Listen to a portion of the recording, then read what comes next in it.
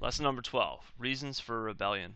So far in this, Bob, we've been looking at all the principles of democracy: liberty, justice, and equality. You might have known this, but in case you don't, the United States wasn't always the United States. It used to be a group of what we call colonies, and we'll get into what colonies means in a little bit. But it used to be a group of colonies that were controlled by a different country. A country was called Great Britain. So before it was the United States, it was an area controlled by another country. And the colonies at the time felt like their liberty, their equality, and their justice was being violated, or kind of they didn't have it because of the British. So they decided to rebel or fight back against the British and try and win independence for themselves, so they would not be controlled by the British anymore. If you ever played the video game Assassin's Creed 3, the war and everything that you see going on in that game, it takes place during the time of the rebellion. So I just put that picture up there to kind of put if you're familiar with the game, so you can have something to kind of think about while we're going through the lesson. So the topic goals are the things you'll be able to do. You'll be able to describe the causes of the American Revolution. Remember, the American Revolution is when the 13 colonies in America decided that they didn't want to be a part of Great Britain anymore, and they decided to try and fight to form their own country. You'll be able to relate the causes to the principles of liberty, justice, and equality. So you'll be able to look at the causes and see what the British were doing wrong that made the colonists so upset. Things you'll be able to answer: what caused the American Revolution, and what do the causes have to do with liberty, justice, and equality. So what's a colony? The map that you see up on the screen right now is, believe it or not, everything that at one point has been controlled by Great Britain, which is a country right in the middle of the map near the top, next to Ireland. If you look, I think you can see the mouse, it's right here. That's a good chunk of the world when you look at it. So what's a colony then? How come countries want to control other parts of the world? A colony is a place that exists almost like for the benefit of a mother country or a country that's in charge of it. So that colony makes stuff, that produces stuff, and anything that it makes and produces goes back to the mother country. So it would be like if you sat in your room all day making pencils, but then when you were done at the end of the day, you just gave all the pencils to somebody else. And they did the same thing every day. You would just sit there and make stuff, and then it would go back to the mother country or the person that you're making stuff for. That's essentially what a colony is. It's there for the mother country or the country that's in control of it. So before the United States was a country, it was a bunch of colonies. You can see the map there. Pennsylvania, our state, is actually part of that. So before it was the United States, it was just the British colonies in North America. So what they did was, and you can see by the little graphic that's on the right-hand side there, is they would make stuff, manufacture goods, and they would send it. I'm sorry, I messed it up there. The colony would create raw materials, stuff like wood, stuff like livestock, fruit, vegetables, all these things. They'd create them and send them back to the mother country or the colonizing country.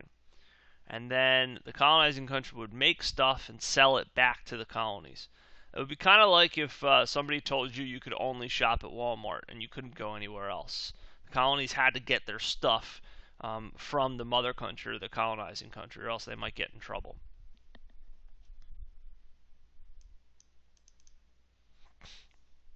So we're going to get into why the colonists or the Americans didn't want to be a part of Great Britain anymore. The picture that you see up here, we've seen it before.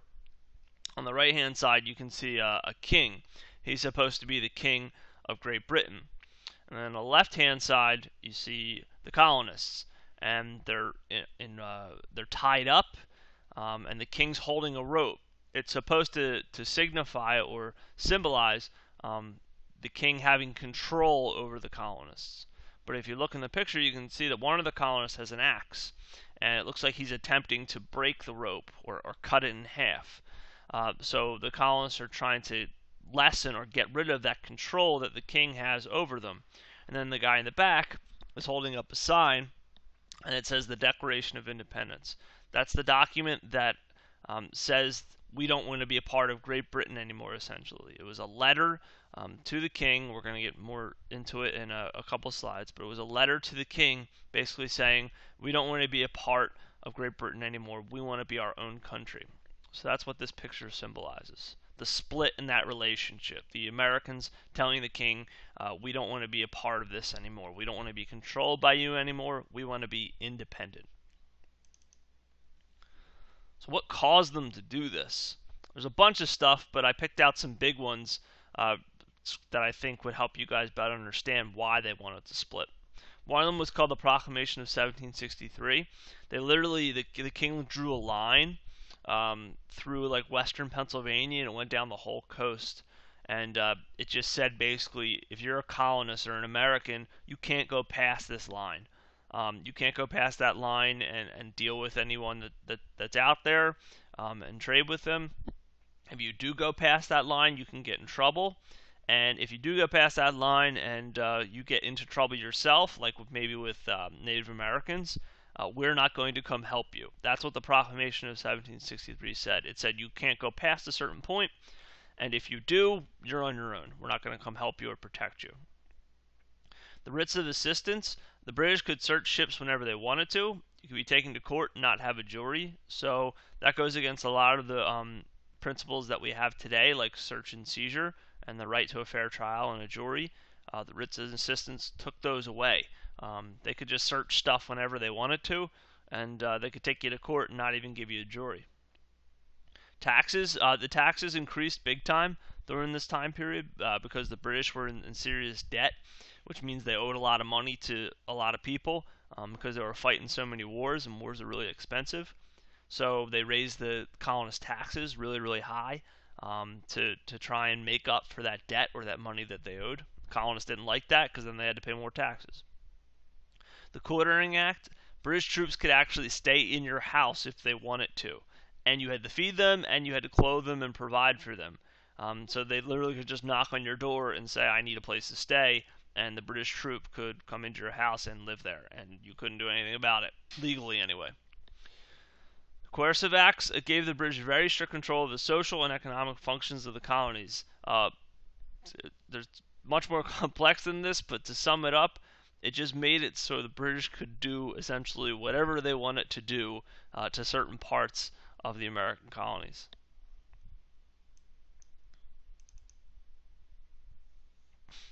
So you're going to be looking at the Declaration of Independence, which is kind of like a letter.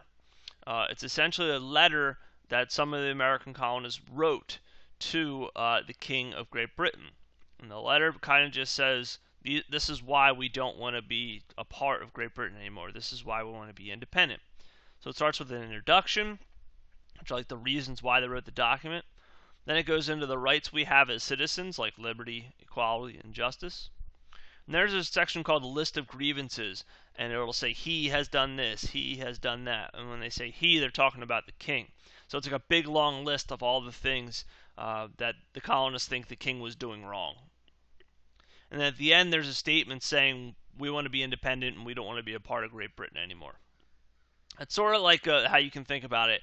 It's almost like a letter to the king saying the colonies were breaking up with them and they were going to be on their own now. That's essentially what it was. The colonists wrote a letter saying we don't want to be a part of Great Britain anymore. We want to be on our own. So that's the end of the video. Be sure to answer the questions that are below my face. Contact me if you need anything. My number and email are up there. I'd be happy to help you. If you don't need help, good luck.